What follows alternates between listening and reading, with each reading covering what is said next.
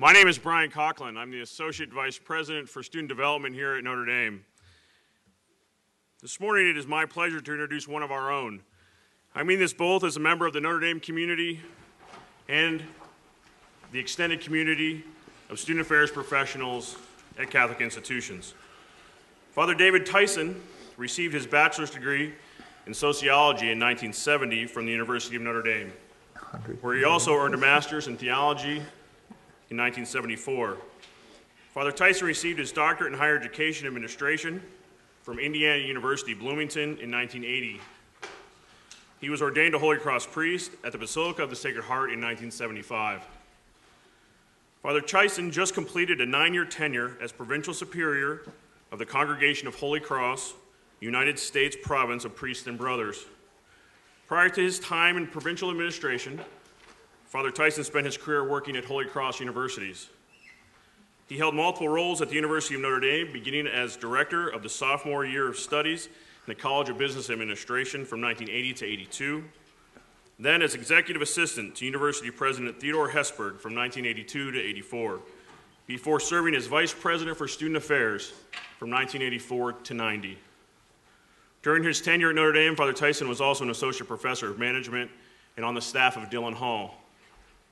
After leaving Notre Dame, Father Tyson began a 13-year term as president at the University of Portland from 1990 to 2003, where he oversaw a major expansion of the campus, a tripling of its endowment, and the improvement of the university's national stature. In recognition of Father Tyson's dedication and support of Catholic higher education and his leadership of the congregation, he received an honorary doctorate of law degrees from the University of Notre Dame during this May's commencement exercises. The University of Portland also awarded him the Christus Magister Medal, the university's highest honor, during its commencement. Additionally, the Tyson Distinguished Professorship was established at Portland by gifts in honor of Father Tyson. The professorships recognize a career of teaching, scholarship, and service to the university. Please join me in welcoming Father David Tyson. Thank you. Thank you.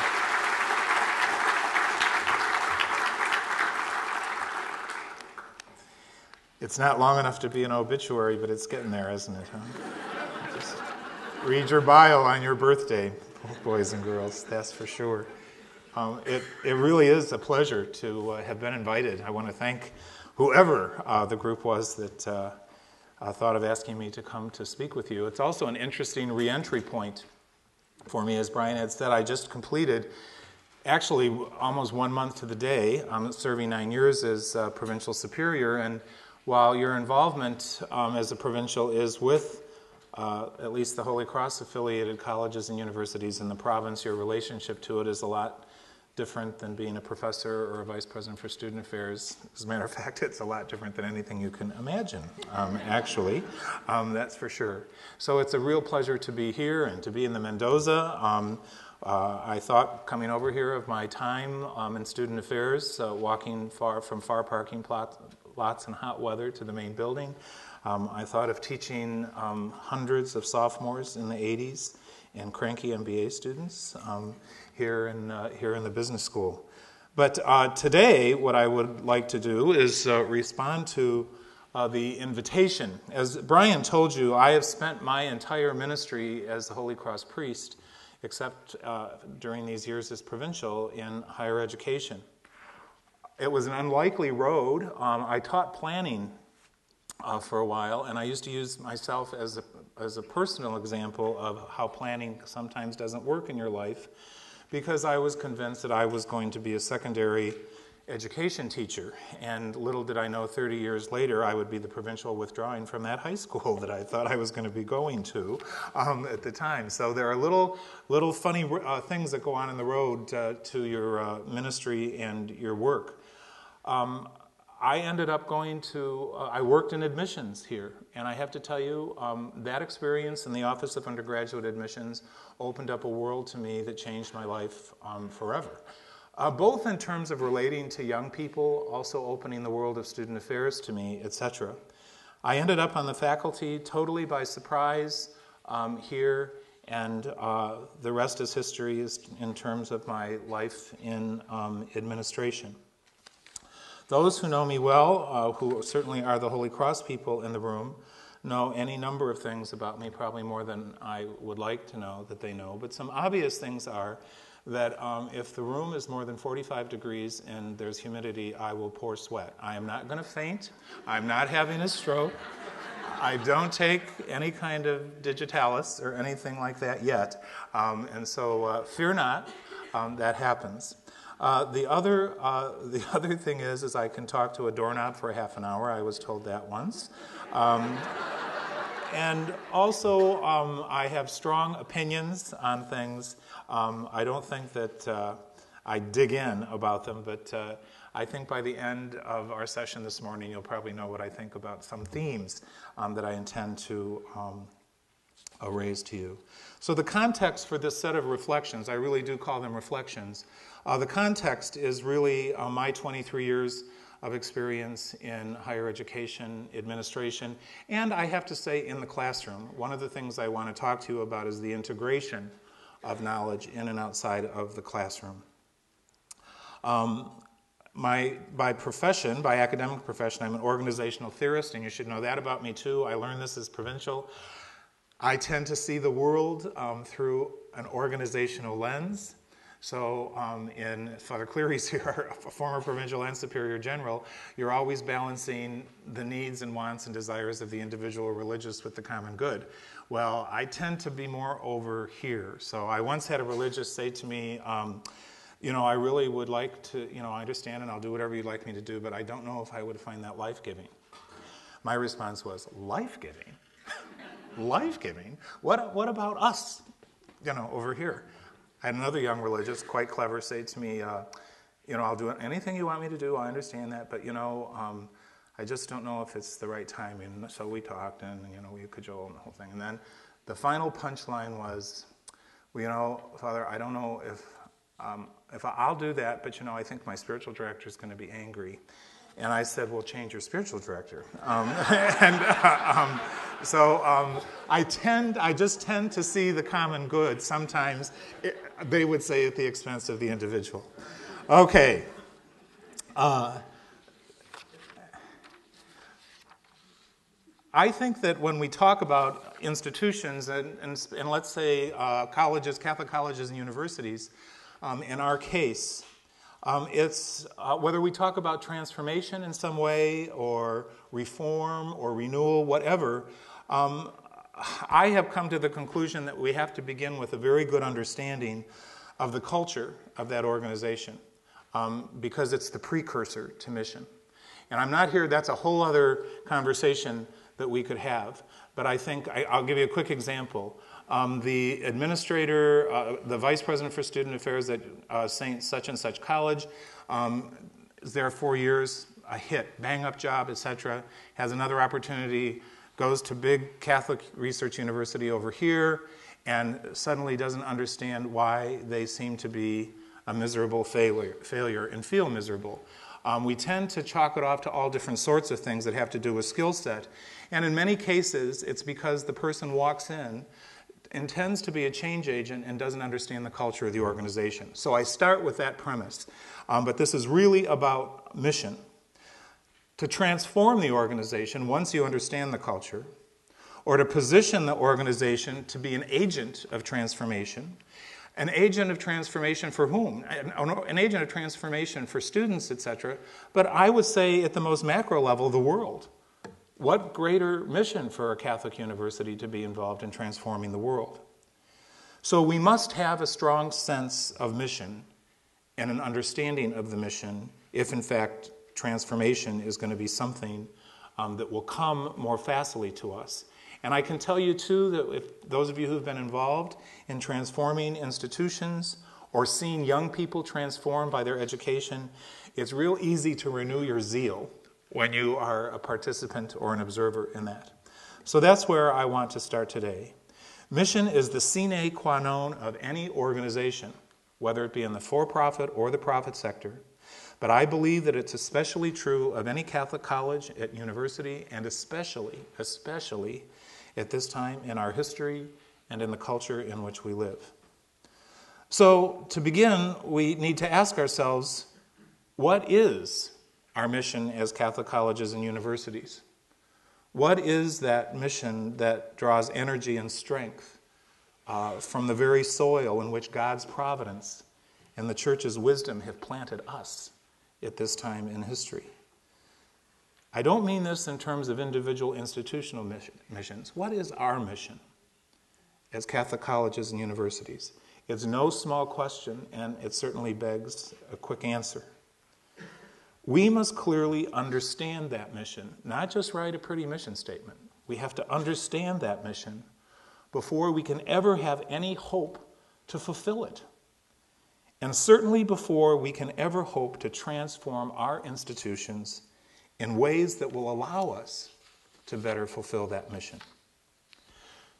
So at its broadest, I have a rule of thumb understanding for myself of the general mission of Catholic higher education as being rooted in three things. They might surprise you, but I hope not. First, the apostolic mandate of Jesus to evangelize the world. That's the first thing. Secondly, the charism and the calling, the vocation, the charism and the vocation, if you will, of the founding religious communities or orders. And thirdly, the vision of the founders. The vision of the founders of those religious communities, not necessarily the founders of the institutions, their vision for what they want the future impact of their fledgling school to be, what they wanted it to be. First, let me say a word about the apostolic mandate. The commission of Jesus to make disciples of all nations is, as we know, a central and critical theme of the New Testament. And it's because of that, one could argue, that if an institution is to describe itself as Catholic, if its self-description is that of Catholic, it seems to me that it needs to not just understand but embrace the evangelical mission of the Church, to go teach all nations. It's a missionary mandate. In a culture that is aggressively secular, like the one in which we live, it seems to me also that it would be essential that Catholic colleges and universities be bold in their interface with that culture in both mission and practice. And I say that so that the dialogue between faith and reason can continue to inform the search for truth in order to form the whole educational endeavor of the college or university so that it might be an agent of transformation in the world. A word or two about charism and vocation. The mission of the Church in Catholic colleges and universities is in many ways mediated, and in different ways. So not, and when I say a variety of ways, I should say, is mediated by the missions of those founding orders and communities through their charism. Their constitutions, their lived experience and expertise, the cultural and subcultural settings that each of you are engaged in higher education, and your traditional collaboration with colleagues that are not formally or never have been formally among the religious community or the university community, have all shaped what is today an understanding of your mission, and it will guide you as you forge your future into this early part of the 21st century. Thus, sometimes we moan about it, but there is a diversity in Catholic higher education that is quite healthy, as long as we remember that what is common among us is the core, and that's the evangelical mission of the Church. That each of your missions should be the Lord's, and your strength to fulfill your own institutional mission comes from the Lord's strength. Your missions direct you to take up the mission of the Church, knowing full well that the message of the gospel in our world today is often minimally misunderstood and sometimes more often rejected. Third, a word about the vision of the founders. Most of the founders of religious congregations had less of a grand plan for a system of Catholic higher education than they did a vision for what a Catholic education would mean to those who receive it. For our founders, the vision was simple: A Catholic education was primary evangelical, and it was to be transformative for that student in the world. If you look at the history of Catholic education in the United States, which many of you know about, and certainly the history of Catholic higher education, it came at a flood of immigration into the United States in the 1920s.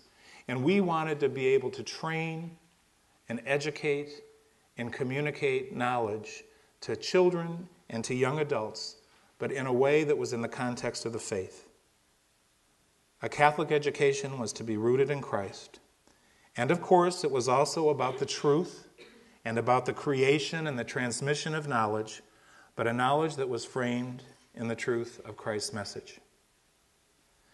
The development of Catholic higher education has shown a remarkable flexibility, that's diversity again, in its setting, in the development of the curriculum, especially outside of the core, in access, and in clientele, just to name a few. But again, what has always remained consistent from the beginning is the centrality of the common mission of Catholic education to the gospel, and to do so in the context of a lived community of scholars. Whether or not we are successful in fulfilling the mission of Catholic higher education depends on the ability of each particular college or university to meet the challenges that confront it. And as well, it's going to require deft leadership that can do far more than manage a complex organization in a world that operates from a corporate template for the most part. In many respects, the fulfillment of our shared Catholic mission will require the boldness that is characteristic of any organization that is distinctive and successful. And to me, that has been, from the time I went to the University of Portland as president, a mantra.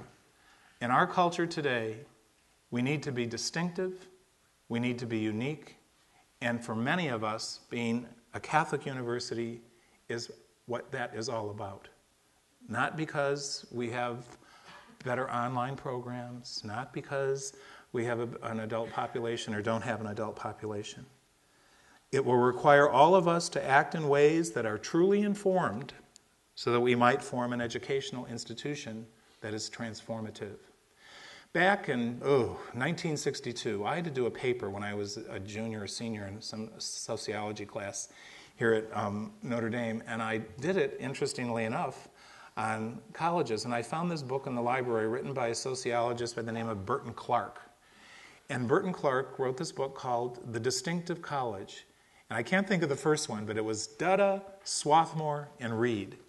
And if you know anything about those private liberal arts colleges, he did a study, a qualitative study on all three of those institutions to make the argument that their success at that time was based on the fact that they were unique, they were different. Having lived in Oregon, I'm quite familiar with Reed College, and it's different in a lot of ways, let me tell you. Okay, so any college or institution today, and the universe of Catholic education in the United States, is going to face challenges, and we do. And all of you as individual institutions, and I'm sure in your breakout sessions and at your meals, have had conversations about the kind of challenges that you face. And I just want to say, you coming together, you already know this, the best part of this whole conference is you being together and having those conversations, regardless of who's giving addresses. The first challenge I want to talk about, though, this first one may surprise you. I have 5 of them that I want to talk about. One is hiring. Every Catholic institution must understand the essential nature of hiring for mission.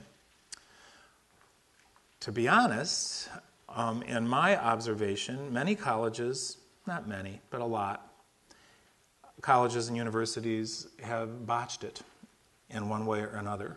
And some may not recover because of it when it comes to the mission of the institution.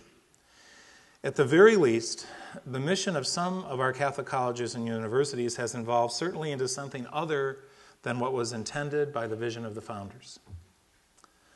So, I need to tell you, the hair stands up on my arms when I hear in conversation or in doing consulting a position at some school where they described to me that they've added this position over here as a mission hire. I'm like, oh no. It's a symptom of something, in my view, of what on the surface could appear to be a benign or a proactive activity, and in the end could be enabling something that could be deadly to the hiring system as far as the mission of the institution is concerned. So if we have a clear understanding of the mission of the institution as the animus, as the soul, and we're all on board with it, it can't be the fancy thing on the wall. It has to be the core of what we believe to be true about the institution. And if we have a clear expectation that the members of the college or university community must embrace the mission, then every hire should be a mission hire. This is not about religious affiliation, denomination, etc. It's about the soul of the college or university being gospel-oriented in its mission, and that those who join us in that endeavor to be transformative for our students and for the world, regardless, need to do more than understand the mission. They need to embrace it, even though it may not be their own self-description. Okay.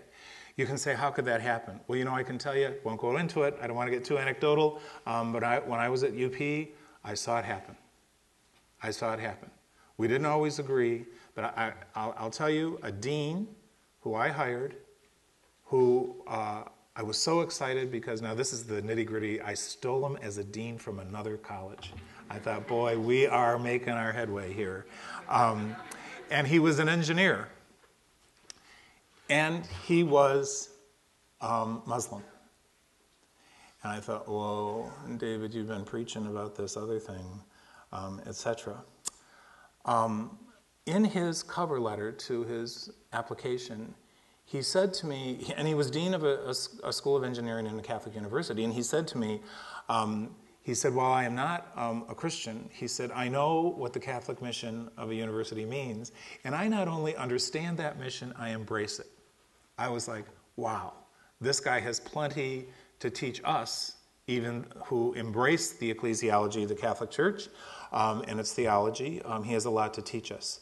So when I say that every hire should be a mission hire, it's about the whole university and about the whole community. And the institution needs to find ways to embrace that. If members of the academy relegate the centrality of the mission, which is the gospel, to a concept that they simply understand, but may not embrace as the driving force of the institution, and by the way, Catholics can do that too, that institution over time, in my mind, will simply become, and there's evidence to show, what we call in the world of organizational theory, mission diffuse. And it can become, in the admissions office, tell us what you want us to be for you, but just come. Okay, then that which makes the mission distinctive will be replaced by other things, market-driven principles. Are we market-driven or mission-driven? Or we pick up the jargon of the values or the values themselves of the secular academy, and that makes us very vanilla. We work hard to be like them, not to be unique. There is plenty of evidence that when this kind of thing takes place in Catholic colleges and universities, plenty of evidence, survival then can become the end game. So in my view, the hiring challenge is the most daunting and urgent challenge that Catholic institutions will face in the next 2 decades. But I do think it's a challenge that with planning and care and patience and unwavering attention can be met. So if you really want to renew the zeal of your institution for mission, or if you really want to transform it, if you think it might be somewhat mission-diluted, and you want to transform it into an institution with a laser-like focus on mission, consider beginning with hiring practices. I can give you the example of the institution that we are present in right here, who has struggled for a long time in a debate in the institution, frankly, with regard to numbers, usually, of Catholics on the faculty. And it is daunting to reverse the trend, but they have. And it took zeal for the mission, to believe in the mission. It took a plan. It took some leather skin, and it takes money to do it. But it's turned. And it's not because there's something magic about a number, but there is something important about culture and mission as we look to the future. The second challenge I'd like to speak about is access. Something not new to us, but something that we lament and wring our hands over a lot. Access to private higher education has been and continues to be and will be, it's a hot issue right now, especially in the Congress, and you never want that. Access to private higher ed has been and continues to be an issue, a big issue in the United States. Rising costs, constantly increasing tuition, have put private higher education out of reach for many in the lowest socioeconomic strata of our country. I believe that schools, there were reasons for this in the past, some of which we shouldn't be too proud of. It wasn't all just resource. But those with the resource, I think that we've made some headway, especially in church-related institutions and especially in Catholic higher education. The mandate of the gospel about preferential option for the poor is one that we have been able to take seriously in providing access. But resources are an issue. It's a significant challenge for Catholic colleges and universities. Financial aid will need to be a continued top fundraising priority, and I mean for endowment, of our institutions if we're going to be faithful to our historical commitment to serving the underserved. From its earliest days, Catholic higher ed has striven to make attendance at colleges and universities a possibility for everyone, yet the fiscal realities of operating these colleges and universities, especially today, make it difficult to provide those opportunities. And nonetheless, if we're to fulfill that mission that we claim, we have to be tireless in our efforts to do so. So our mandate to do this, to increase access, to make it possible for people, I can tell you, the Holy Cross men in East Africa said to me, we know that the so-called first world is the first world because of education. And that's what we want to do here, and it's the charism of our community. And so there's conversation about, as a growing African community, how they can be educated themselves to do this. So our mandate to do this, to increase access, is not rooted in a cultural value that is basically diversity becomes an end in itself. Rather, we do this because it's the mandate of the gospel. We're commanded to do it if we call ourselves what we want to call ourselves.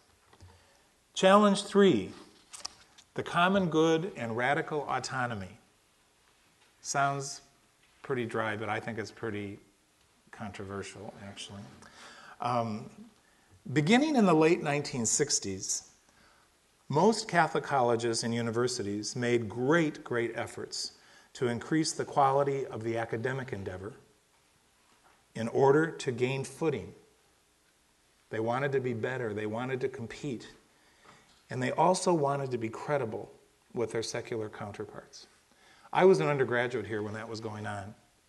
And as you heard, Father Hesburg, I was his assistant for a couple of years. We have a very avuncular kind of a relationship, so I get away with teasing him a lot. So I every now and then refer to him when he'll say, I don't understand, Dave.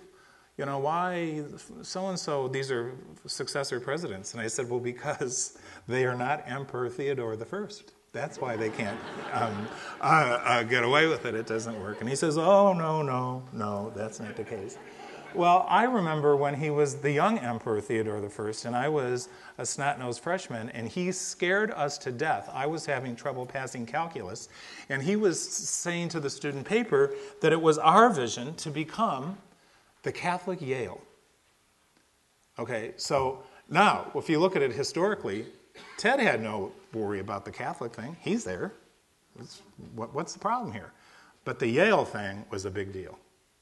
So that, and now around here you hear people say, we want to be us, not Yale. Well, that says something about institutional development, but it also says something about mission. So Catholic colleges wanted to be credible with their secular counterparts because they wanted to compete. And most were successful in their attempts. Not just the Notre Dames and the Georgetowns and the BCs, but small schools were able to do it too, and they found niches. However, since that time, we've seen the academy itself, in other words, the Reeds and the Swarthmores, let alone the state institutions, the Oberlins, a lot of what traditional liberal arts colleges. We've seen the culture of the academy in general embrace the values of an aggressive, secular, and dominant culture. And we've not only seen it, it's happened in the past tense. As a result, there's become an increasing number of flashpoints in Catholic colleges and universities regarding what can best be described as the evolution of the concept of what I call academic freedom that holds as its primary value a radical individual autonomy. This is the primary value in my success, in my future, in my career. I've often said to our seminarians and our young priests who are academics, don't ever confuse career and vocation, because if you do, you're in for a boatload of pain.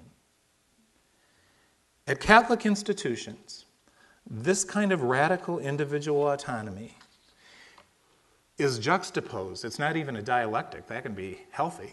It's juxtaposed against an institutional mission, because we're Catholic schools, that is rooted in a faith tradition that sees its primary expression as communio, the common good, the secular value of radical autonomy, and the value of the gospel of communio, or the common good. It will be the challenge of leadership in our institutions to mediate this juxtaposition, to mediate it, because it's not going to go away, so it has to be mediated. And in management we teach about contingency theory, mediated depending on the institutional situation. For example, one could ask, and I have, even in governance meetings, and I won't even tell you where, should radical autonomy ever give way to the common good? I didn't ask, should it give way to the common good? Should it ever give way to the common good? We must remember that when I talk about aggressive secular value of radical autonomy in the academy, I mean in the faculties. It's changed the culture of the academy. So it's just like when I said to the young religious, what do you mean it doesn't give you life? What about the common good? It was a little bit of that kind of conversation. To ignore this issue, and I have to say, I think we work hard sometimes in leadership to try to ignore it because it's tough. To try to ignore it, to me, looks foolish in the variety of publics that the institution serves. People are not stupid at all. So I was pretty impressed when Pope John Paul II described academic freedom in the context of the gospel in Ex Corde Ecclesiae. He said the following: the church, accepting the legitimate autonomy of human culture, and especially of the sciences, recognizes the academic freedom of scholars in each discipline in accordance with its own principles and proper methods. If you put a period there, wow, that's terrific. Every faculty senate in the world loves it. But it's a comma, and it says, and within the confines of the truth and the common good. So communio is an assumption of his view of academic freedom. As much as we might like to, this issue is simply not going to go away for those who are in the on-the-ground positions of deans, etc. It's important that it be addressed by not only governing bodies, and I don't mean in times of high emotion when policy has to be determined. It should be part of retreat conversation by institutional leadership, by the faculty themselves, not just juxtaposed to the institutional leadership, and the entire college or university community. It has to happen, lest the proclamation of the British author George Bernard Shaw that a Catholic university is a contradiction in terms might become true.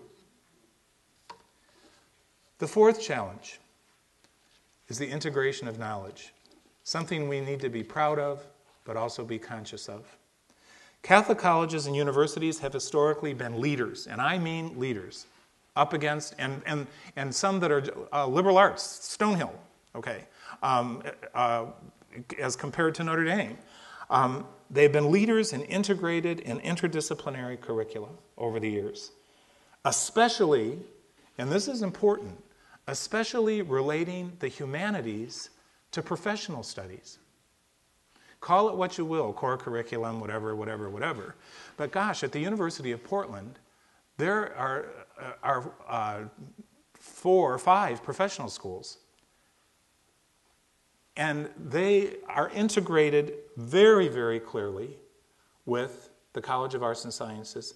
The College of Arts and Sciences not being a service college, but we decided there was no such thing as math for nurses, as opposed to math for engineers. And I saw a transformation take place in that institution, and a faculty across different disciplines and different juridical units in the institution, boom, come right together. Not that there aren't those moments, and especially when you're doing it from a distance, but being in the fracas of trying to move that forward, it can work. So Catholic colleges and universities have been leaders and should continue to do that. But you're doing it at a time when the humanities and the liberal arts are under assault.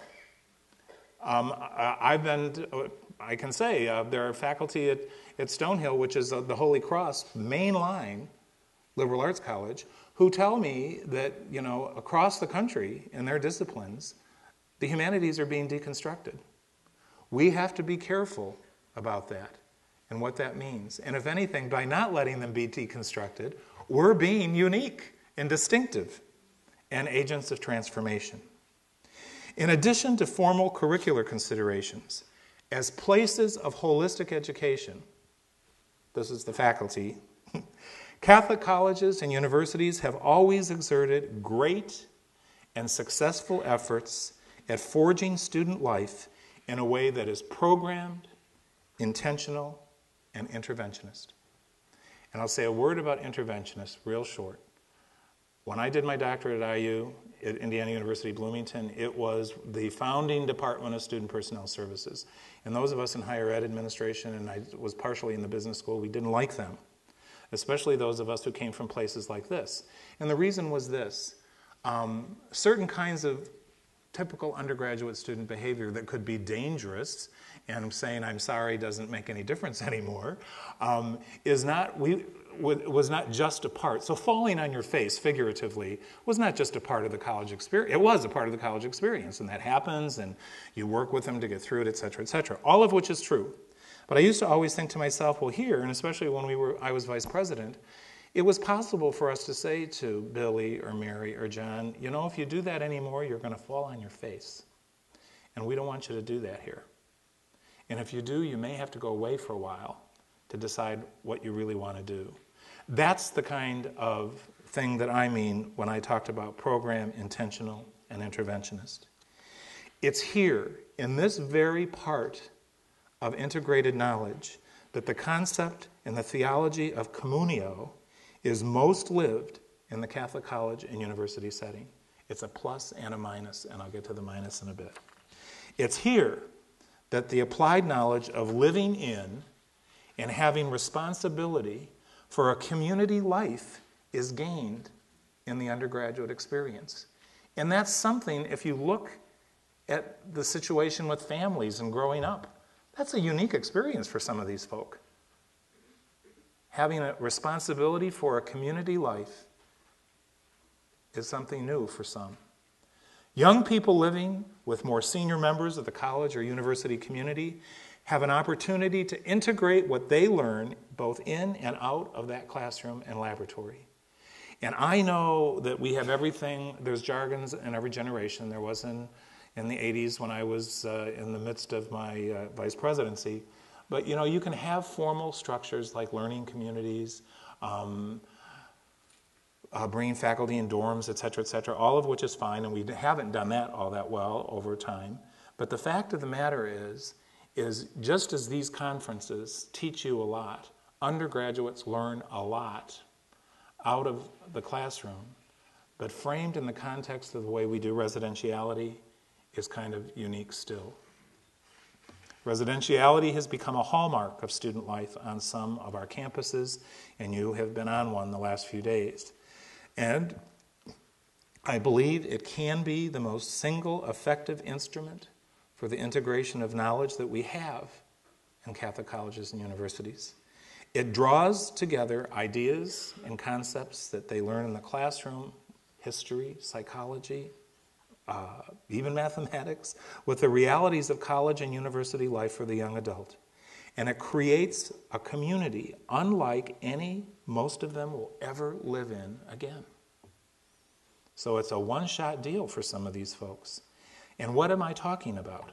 A community of faith, a community of work, a community of service, and a community of play, all at the same place.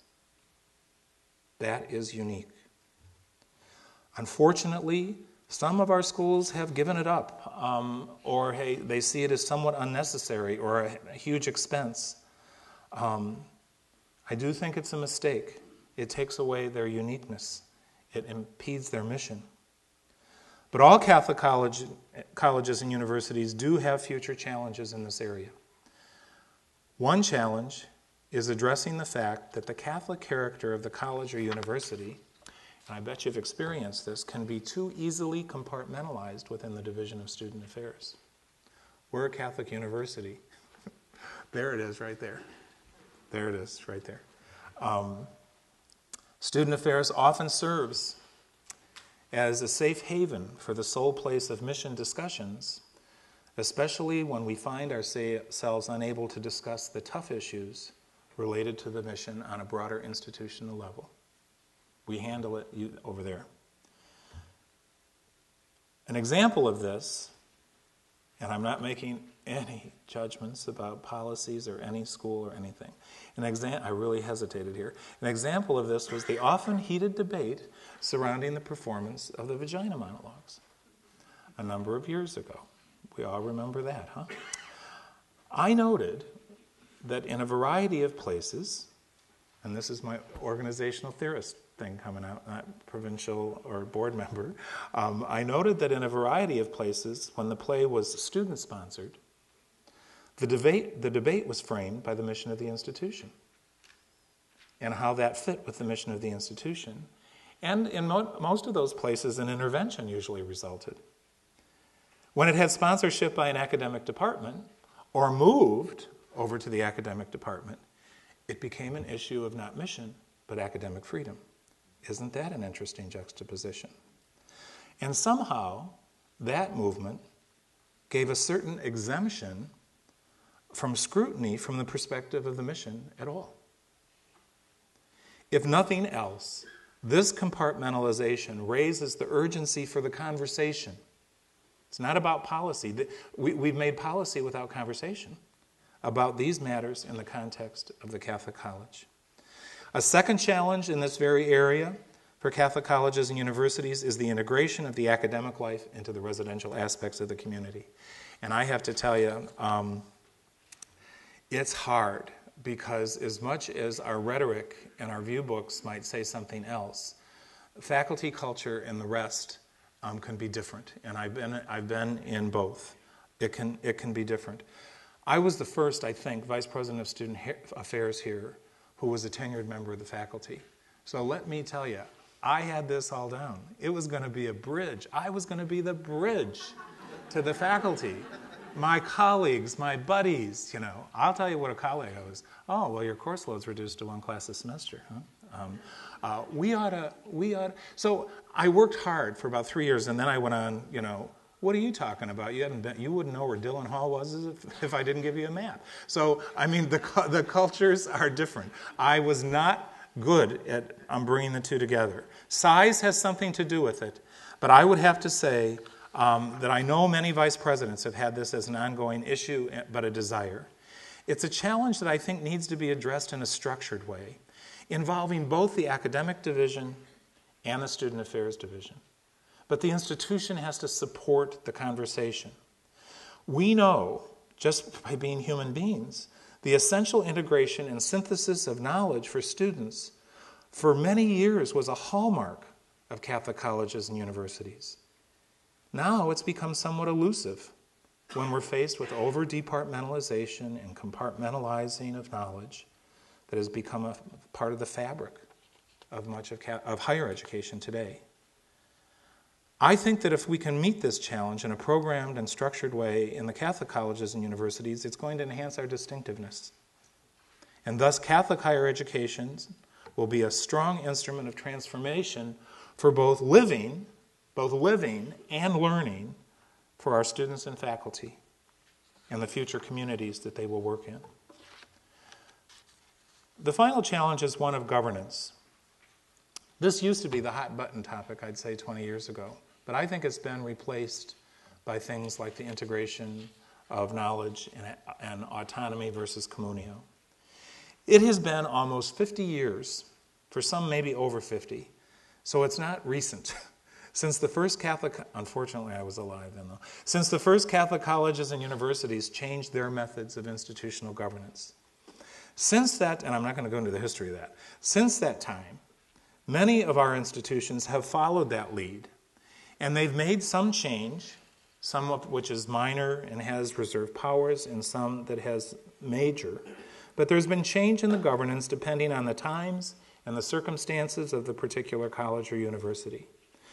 The inspiration of the Second Vatican Council, the decrease in religious professionally prepared, as well as the need for professional expertise of laymen and women, coupled with the necessity of deeper and wider donor bases, all played a role in the decision by Catholic schools to examine the fulfillment of their missions given the realities of their institutions. Religious community has had major battles. I know I was only a boy, but I have heard of the battles on this campus of those of our brothers in our community who referred to the change in governance as the $100 million giveaway. These new arrangements, now old arrangements, have served us pretty well.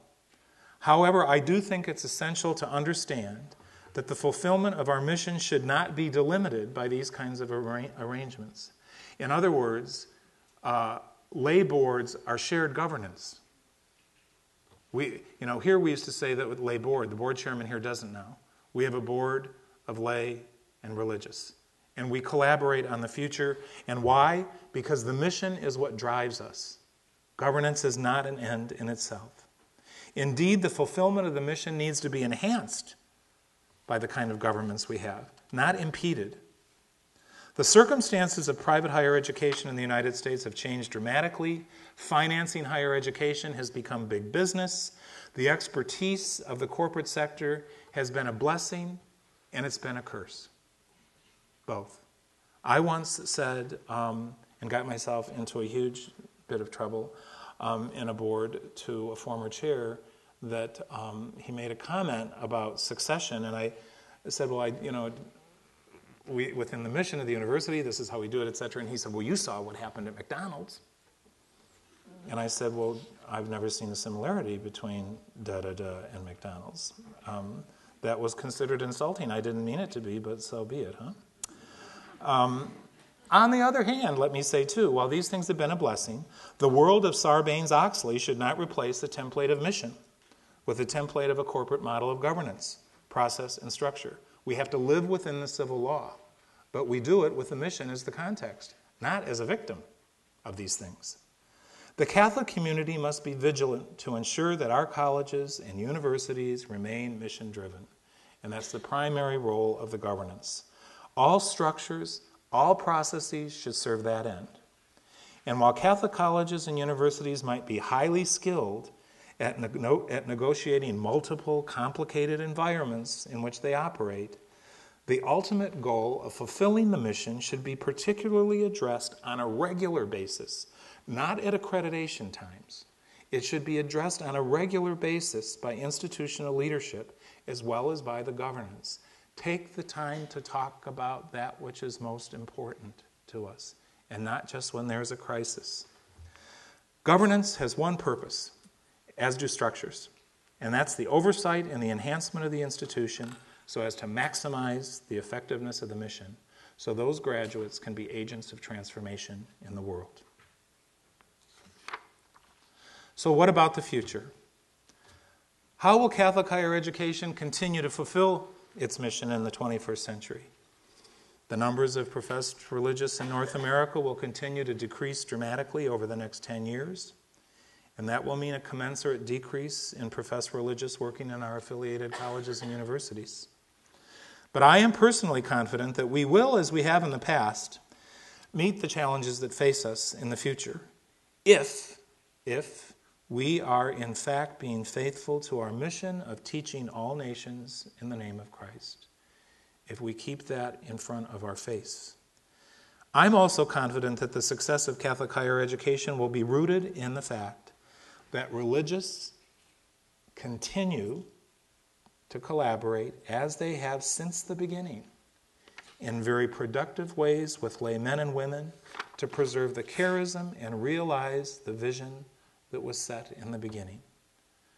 Just as our institutions must be mission-driven, we as Catholic educators must be filled with zeal to succeed in the fulfillment of that mission, thus making these colleges and universities important instruments for transformation.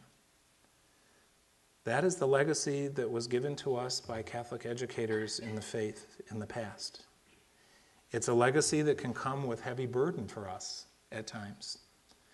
But, as Winston Churchill once said in a one-line commencement address, never, never, never, never give up. So my sisters and brothers, our vocation, not career, our vocation as Catholic educators is a great and noble one. It's a holy one. Your vocation to carry on the work of Him who is the truth. It is work that has shaped my life as a person, as a religious, and as a priest. So I can tell you, in my eyes, you are one lucky bunch. There are those times, I'm sure, when we each think that we're just not up to the task and the demands of this kind of noble endeavor. We question if we have the ability and the resources to do it. We question whether we can ever transform our institutions sufficiently to renew their zeal for the mission. So I close with the words of St. Thomas Aquinas at his inaugural lecture at the University of Paris in 1256.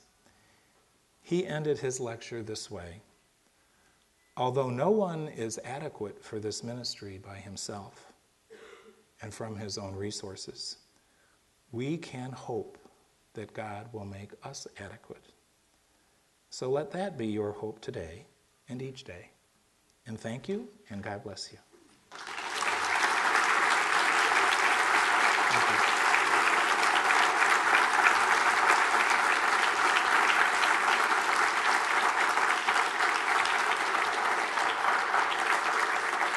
Thank you. Thank you. And I am willing to have questions or hear any comments, harangues, whatever. Yes, sir. Father Tyson, you talked about the humanities sort of in decline. Were you referring to in decline because of sort of postmodernism and yes, or in decline because of funding and not being appreciated? Well, I have no evidence of the latter, but let me tell you, in my role as Provincial and as a board member at a number of colleges, I have had that posited, where people have wondered whether the institution is not backing off. Again, the world of the faculty is very different. So if you build a science building and you never had one in the liberal arts college, and someone says, well, you're deconstructing philosophy, I'm a little skeptical. So I really mean primarily the the postmodern thing. And frankly, too, I consider the study of science in the world we live in, and I wouldn't say engineering, but I would say a course that we might secretly call engineering should be part of the core. Yes? Pardon? Oh, the question was, I'm sorry, the question was, is my comment about the humanities, was it because of postmodernism, or was it because of funding and resources, etc.? Sorry. Thanks, Brian. Yes? You talked about making college available for everybody, and it seems the affluent can afford it. And it does seem like the people that come from meager means can afford it. It seems like the middle class is now not able to go to private institutions. It doesn't seem like there's a lot of work either from the government or from Catholic higher education doing anything for the middle class. Yeah, I think that is what is being brought to the attention, at least of the world now, when you're talking about student loan debt, et cetera. And so I think what most institutional leaders have known was coming, and certainly what a lot of foundations and the government knew was coming, has happened. What I think will happen, and I don't say this flippantly, is institutions will have to reallocate. But it's always going to mean more. And I do think, to the extent that the American culture buys in to undergraduate education the way it always did, will be successful. If it doesn't, and I'm not so sure that it will, there'll be trouble. And you also, if you look at the purposes of higher education and the acceptances of those purposes in our culture, it's a little scary. You know, you can have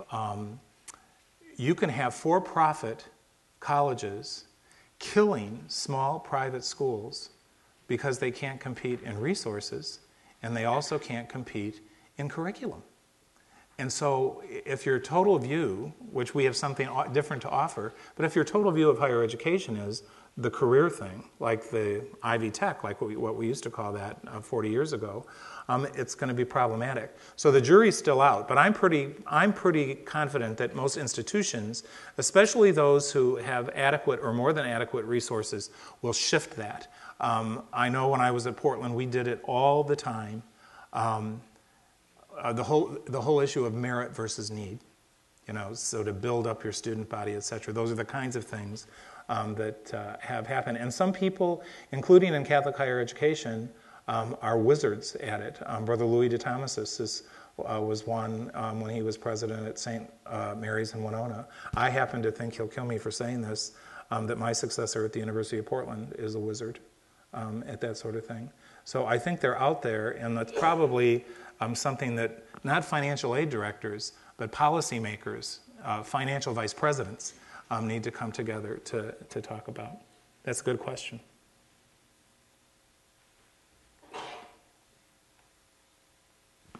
Yes? Thank you, Dr. In light of the prevailing culture of radical autonomy and your challenge for higher education, you know, they come to us formed in a certain way. What suggestions do you have in terms of the ways that we can then form people once we hire them? We may not be able to hire them already the way we form them, but whether it's faculty, staff, you know, on all levels, what sort of our responsibilities and institutions that help form the once they come to us? This is going to sound corny. It's an elan. It's not a department or it's a sense that the community, first of all, is one. There may be diversity in it, but that communio, in the sense of what the Pope calls the relation. For example, when you talk about that mandatum that theologians get, it's between the bishop and the theologian. The president has nothing to say about it, based on the principle of communio. The bishop has a relationship with the theologian, maybe not always a happy one, but has one. So I think, and I understand what you're saying. For example, look at faculties. I remember when I went out to study, the number of Catholic PhDs was on the increase, but we all went to the Big Ten or to the Ivy League. You know, most of us didn't go to the Notre Dames and the Boston colleges, so we were educated for the values of the academy, which by the time I got there in 1980, or I finished in 1977, your loyalty was not to the institution as a faculty member, it was to the discipline. So wherever you got the best deal. Now, does Notre Dame have to live in that world? Absolutely. But I think what it has learned and is learning, and I can tell you personal stories from Portland, as you move through your organizational life, if you are so conscious of where you're off base with mission, you look at the ways you have to do what you have to do over here and how that can be in context to the mission. When I went to Portland, I was very young. I was 41 years old when I went there as president. And I was a tad terrified because the place was notorious. I'll tell you what I said to my provincial getting out of the car at the airport. I said, if you're sending me to this place, which I had gone to summer school once, if you're sending me to this place that had probably 20 Holy Cross priests, and it's not Catholic, and it's not going to last, just tell me that now. Okay? Well, he didn't tell me that. He just told me not to change everything in the first 6 months. There are people here from Portland. I said in my opening convocation that the mission of the university was that we were a Catholic, independent, comprehensive university. But Catholic was not an adjective, it was a descriptor of the thing. And I said, our goal is to become the premier Catholic teaching university in the West. This was at a faculty convocation. A guy raises his hand and said to me, why? It was the first time I was rendered speechless. I mean, I thought, he's an American too. I mean, it's the same language, etc. But you know what? I went for it. But what had to happen is that I had to keep preaching the same story about mission. Not preaching homiletically, but saying, well, we are Catholic. Isn't that what we are? We're Catholic. And that doesn't mean you, as the Mormon senior faculty member in engineering, have to be threatened by that. But I didn't brook a lot. And I used the image, Portland's on the river, and I used the image of the ship leaving port. And some people were on board. And some people were struggling to get up the gangway to the ship. And some were staying on the dock. And I said, if you stay on the dock, it's going to be tough. So, I wasn't cheerleader. I was more coach then. But I'd say 10 years later, I was cheerleader. Because enough people embraced the mission, whether they were Catholic or not Catholic. When I left there, the very faculty member that said why said to me, when you came here, you said we were going to be the premier Catholic teaching university, and I thought you were crazy. And he said, you know what? We are already. So the elan, the community changed, such that our second chaired professor, that we got an endowment for engineering, was not Catholic. The dean wasn't Catholic. The student body of the University of Portland is less than 50% Catholic. Is it a Catholic university? Yes. If you look on the back of all their stuff, their brochures and everything, it says the University of Portland, Oregon's Catholic University. What it used to say was 4 different brochures. One said, the University of Portland is an independently governed institution in the Judeo-Christian tradition. And I thought, well, that's true, but what 18-year-old knows what that means? And the other one said the University of Portland is an independently governed, comprehensive university. There were 4 of those, each saying something different. That is, in a class of MBAs in organizational theory, I would use that as an example of mission diffusion. And what I did is I got the admissions office together, and I said, if we don't know what we are, how are you going to tell them what we are? So a lot of the community building, and I will say this too, any institution, I used to say this to Father Malloy when he was president here all the time, we're good friends. When you start believing your own rhetoric, you're going to get yourself into trouble. Let's face it, there's always a little gap between the marketing and the reality. But when you start believing your own brochures, watch it. That's for sure. And so I do believe that part of community building, in not a hokey sense, by doing what we do, can work. And that's what really made my time at the University of Portland transformative for me. I became a believer in a lot of ways because I finally saw it happen, Yes? Father, we live in an age of lists and ready access to information on the internet. There are national rankings of colleges and universities of all stripes. Our students, prospective students and families use these in their decisions. How should mission-driven institutions approach the phenomenon of national rankings? A lot of institutions have made it a very high priority to move up on the list. It's one of those realities you can't ignore. When I got to Portland, we were not in, and we were listed in master's degree granting regional institutions by U.S. News. We were nowhere in the top 15.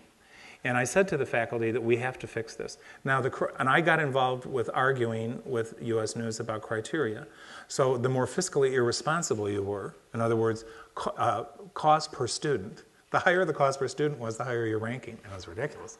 So, I mean, I never wanted to be number one, okay? But I had to fight that with the faculty. What's interesting, though, is when you're number 5 for 5 years, it does make a difference in students. And you then have the opportunity to tell them why you're different from number 4. Everything's that, and let's face it, there are some hairline differences only between some academic programs. So what I try to say to the Portland faculty is, we need to have a better student body, a lot better, because people in the United States want a winner. They're not going to throw down big bucks if they don't think they've got the potential to have a winner. And secondly, if Catholic character, it makes us unique, it's something we're proud of because of our mission, because of what it can do for the world, we'd be crazy not to do that. And I can give you a little evidence for this. My first couple years as president of the University of Portland, we had a freshman class that was less than 500.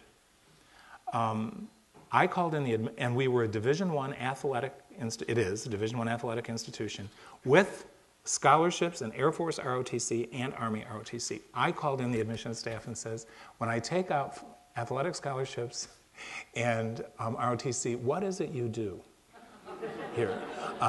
Having worked in, and now of course I worked here where we just kind of was like Duke and Alton, we threw out the net and everybody came. So it was a different experience. But I can tell you by working on not the admissions program, working on the institution, they had 12,000 applications last year to the University of Portland.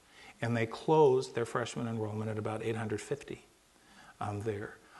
They have separated their undergraduate commencement from their graduate commencement.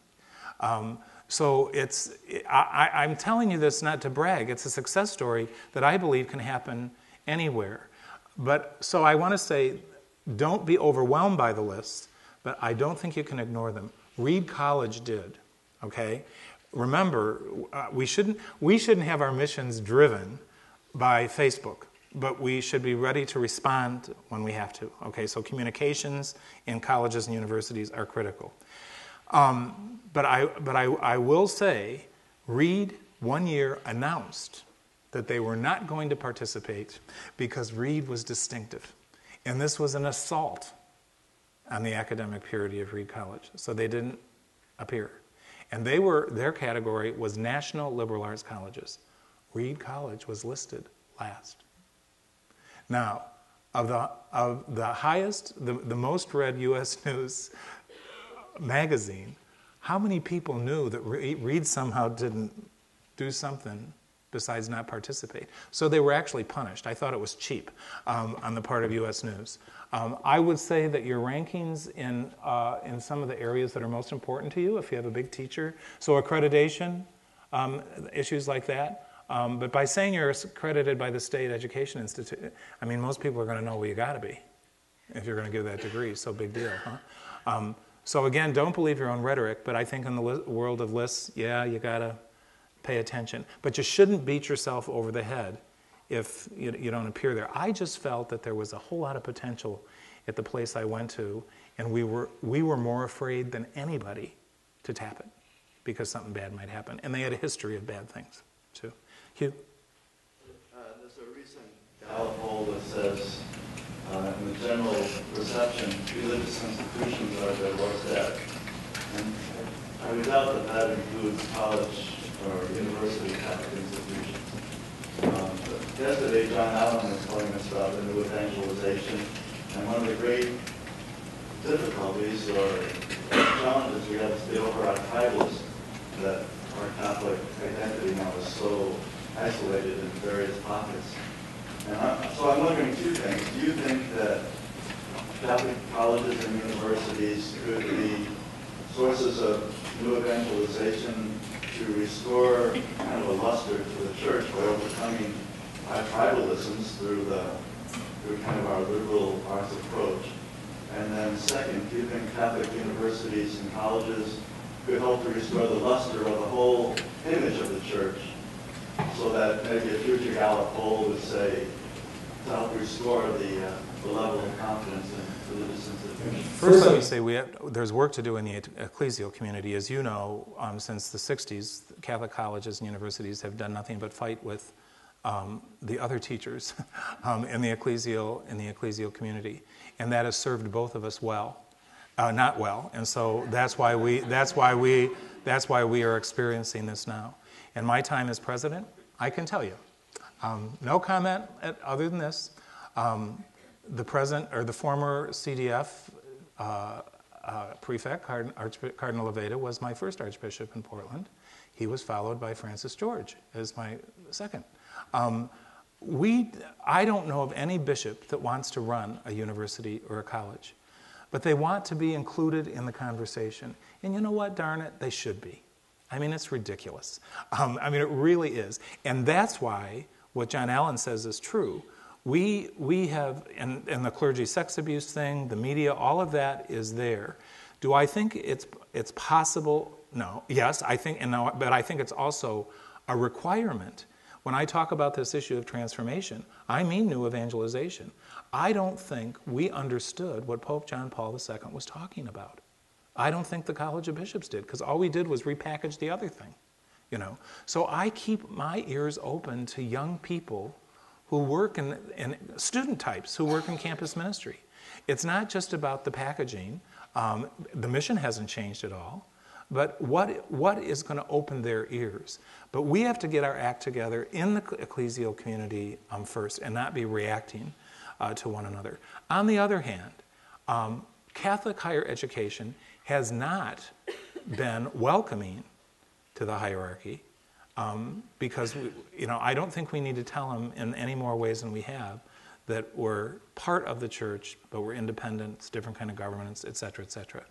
So we went into reactive mode, I would say, in the late 90s, and we've had some very unfortunate things. I think the whole dispute, we were involved in it in the Obama honorary degree and commencement address here. In the end, it was not at all about the commencement. It wasn't at all. And that was what was unfortunate. And I've had some opportunity to talk to the former local bishop about that, etc. Those things don't serve us well, and I can tell you they can be avoided.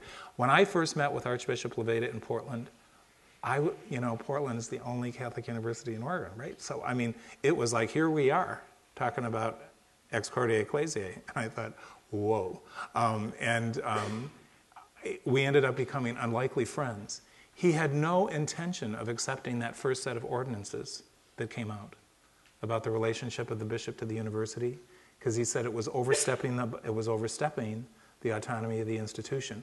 So we have a tendency to read into what, and don't always read what the news media tells us. But I think issues of social media is also something about new evangelization. But do I think Catholic universities can be? Yes. Do I think we have an obligation to? Yes.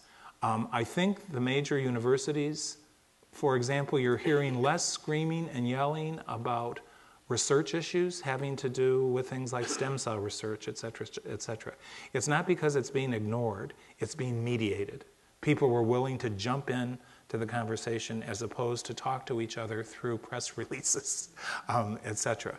And that takes a lot of work. And I'll be very honest with you. I said this before when I was talking to some folks I've known from the past. Some of the best things that have happened in our religious congregation have, with the colleges and universities, for example, I mentioned we've had these communication summits 3 times, and communication with the external world. Every college and university, not just in the U.S. province, but St. Ed's was also there from Texas. Holy Cross Family Ministries. Guess who comes? Not the presidents. They can't do one more thing. So I tell people like you, get the presidents to affirm it. Great, great idea. Yes, yes, and run with it. That's what this is. I was so happy when I looked on the, I've been a little busy to pay attention in the last 9 years. When I looked on your website, I was astonished by the number of schools that were involved in this. So this is the kind of thing where these seeds are set, and presidents can affirm them. I think the next thing I would like to see is some sort of conversational group organize itself like this across institutional types, which is hard for academics. So the research faculty here, the people who work 7 stories underground and radiation over there, may not be real interested in that sort of thing. But what if we had a meeting of faculty members in Catholic colleges and universities about mission and its relationship to teaching? That's one thing we all do. The research university may do less of it, but nonetheless, that's the kind of thing I think that would be creative. But yeah, I hope it's not 2050 and I won't be here, but we're still wondering what new evangelization is. It's the same mandate to teach all nations, but we do it in different ways, you know. And I'm a little afraid, you know. I'm not on Facebook. And I had young priest advisors telling me the whole time I was provincial, you don't want to be on Facebook yet. You know, you don't want to be on Facebook because once you're out there, you're out there. So then I was chicken, and then I got a little more bold, and I thought, well, I'm going to do this because I have great nephews and nieces, and they don't use email, and da-da-da-da. So I said to one of our seminarians, I said, now show me this Facebook thing. So it said pictures. He had 600 pictures of himself. You know? So I did go back and read my article on narcissism, but I said to him, I thought, why do you have 600? He said, well, those are pictures that people sent of me that people sent to me. I said, really? And I said, well, did you know they had them? Well, not all of them. I thought, oh boy. I suddenly backed off from this again. Now, the same young priest who told me not to be on Facebook when I was the Provincial is telling me, I got to get you set up on Facebook. I said, so I can be on Facebook now? Yeah, it's okay now. To be. I'm still not sure what all that means, but I do know this. If it's a source for me to do my ministry better, not just to communicate with my great-nephews, then we ought to be doing it. So, I mean, I think it's kind of funny that Benedict XVI's on Facebook, and that I'm not. It kind of is. Anyone else? Thank you. Okay, thank you.